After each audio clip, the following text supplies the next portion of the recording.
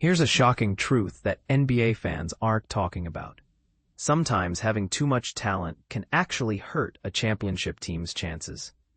The Houston Rockets just proved this point by pulling off one of the summer's most jaw-dropping moves, landing Kevin Durant, one of basketball's all-time elite scorers. But here's where it gets controversial. This blockbuster acquisition might have created more problems than solutions. With training camp rapidly approaching, Houston faces the complex challenge of blending a legendary veteran superstar with their promising young core that managed to secure 52 victories last season in the brutally competitive Western Conference. The franchise now carries championship aspirations once again, but the journey to the summit presents a maze of obstacles that could either make or break their title dreams. Let's dive into the four most pressing dilemmas this revamped roster must solve before stepping back onto the hardwood. Question number 1. Will Houston's half-court offense survive the talent shuffle? Here's something most analysts won't admit. Trading away Jalen Green and Dillon Brooks, two players who were instrumental in the Rockets' climb to the Western Conference's second seed, was actually a no-brainer decision when you're getting a player of Durant's legendary status in return. For those new to basketball, the second seed means they had the conference's second-best record, which is incredibly impressive. The trade became even more obvious after Green's disappointing performance during Houston's playoff battle against the Golden State Warriors, where the team desperately needed someone who could score consistently when the game slowed down. In basketball, this is called half-court offense, essentially when teams can't rely on fast breaks and must execute more methodical plays. Durant brings exactly what Houston was missing. Throughout his championship runs with Golden State, his stint with the Brooklyn Nets, and his time with the Phoenix Suns, he's demonstrated an almost supernatural ability to adapt his playing style and deliver elite scoring regardless of the system around him. But here's the part most people miss. Swapping Green and Brooks for Durant fundamentally changes how Houston must approach their offense. They can no longer depend primarily on their young legs and raw athleticism to overwhelm opponents. Instead, they'll need to become masters of deliberate, calculated offensive execution. While this evolution will ultimately benefit the Rockets when playoff intensity reaches its peak, expect some growing pains during the regular season. Coach Ime Udoka faces a fascinating puzzle. How do you consistently create lineups that give Durant and all-star center Alperen Şengün the space they need to operate effectively? Players like Amen Thompson, Tari Eason, and Steven Adams represent crucial pieces of Houston's championship foundation. But what happens when opposing teams dare them to become primary offensive threats? Will veterans like Fred VanVleet, Dorian Finney-Smith, and rookie Reed Sheppard suddenly find themselves with expanded roles because of their ability to knock down catch-and-shoot opportunities? Udoka must walk a tightrope between exploiting the physical advantages his team possesses while ensuring his lineups can generate efficient, sustainable offense. Question number 2. The Kevin Durant contract saga. When will the waiting end? Right now, this isn't causing sleepless nights in Houston's front office because all indicators suggest Durant will commit to a long-term extension within the coming weeks, cementing his future with the franchise.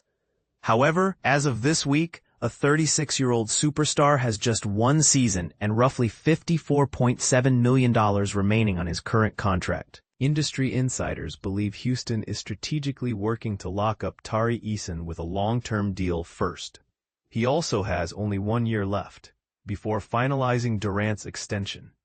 The organization wants complete clarity on their financial commitments before making any major moves. Currently, the question isn't whether Durant will re-sign with Houston, but rather when he'll put pen to paper, and more critically, for how many seasons. Durant celebrates his 37th birthday on September 29th, and while he continues performing at an all-star level after nearly 2 decades in the league, it's perfectly reasonable for him to want stability during his career's twilight years. Alternatively, he might prefer maintaining flexibility in case an opportunity emerges for one final championship chase elsewhere. With Durant, predictability has never been his strong suit. regardless of the timeline. Houston will move heaven and earth to prevent Durant from entering free agency next summer. The beauty of this partnership lies in Houston's unique position. They're equipped to compete for championships immediately while retaining enough young talent to remain dangerous as those prospects develop. The only unknown variable is Durant's long-term role in that vision. Question number 3. The luxury problem. Can you actually have too much talent? Here's where things get really interesting. And this might be the most controversial take you'll hear. Houston might have outsmarted themselves. Most franchises that acquire superstar talent through trades typically sacrifice significant roster depth, as premium young players and draft picks usually get shipped out to complete those blockbuster deals. The conventional wisdom suggests that landing a star costs you youth and depth. Houston completely shattered that conventional wisdom. They managed to secure Durant while keeping virtually all their promising young talent and maintaining impressive roster depth throughout their rotation. The Rockets retained nearly every recent first-round selection, excluding Green, while simultaneously creating enough salary cap flexibility to add quality role players. Many basketball experts assumed that prospects like Shepherd, Eason, Jabari Smith Jr., or even Şengün would need to be included in any Durant package. Instead, Houston kept them all, only parting with Cam Whitmore in a separate deal with Washington for a couple of second-round picks. While Udoka will undoubtedly appreciate having this embarrassment of riches, distributing playing time among so many deserving players presents a genuine headache. Difficult decisions await at virtually every position. Even the guard rotation, which should be the most straightforward to organize, features quality players like Van Vliet, Shepherd, and Aaron Holiday, who all merit significant minutes. There's also mounting pressure to showcase Shepherd more prominently. After selecting him 3rd overall in the 2024 NBA Draft and limiting his rookie season opportunities. The front court creates an even more complex situation, with Şengün and Adams returning alongside veteran Clint Capella, who signed a 3-year, $21.5 million contract last summer. Şengün and Adams dominated center minutes last season, but Capella didn't receive that substantial investment to warm the bench. The wing position presents similar challenges with Finney Smith, who signed a 4-year, $53 million summer contract, joining a loaded group featuring Durant, Thompson, Eason, and Smith. Udoka simply cannot run rotations featuring 3 point guards, 3 centers, and 6 wing players simultaneously. He must identify the optimal combinations, or Houston could become a prime candidate for a consolidation trade that streamlines their rotation by acquiring another marquee name. Question number 4. The double big revolution. Genius strategy or playoff fluke? While Houston's inexperience and execution failures during crucial moments defined their first-round playoff exit against the Warriors, Udoka introduced an intriguing tactical wrinkle that deserves deeper examination. After limited regular season experimentation, Houston fully committed to their double big lineup featuring Şengün and Adams against Golden State's smaller roster, absolutely dominating the rebounding battle throughout their competitive 7-game series.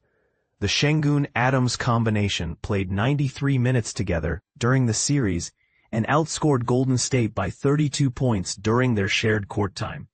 Their size as strength constantly troubled the undersized Warriors, with Adams' presence allowing Şengün to function more comfortably as a perimeter playmaker when possessions became more deliberate.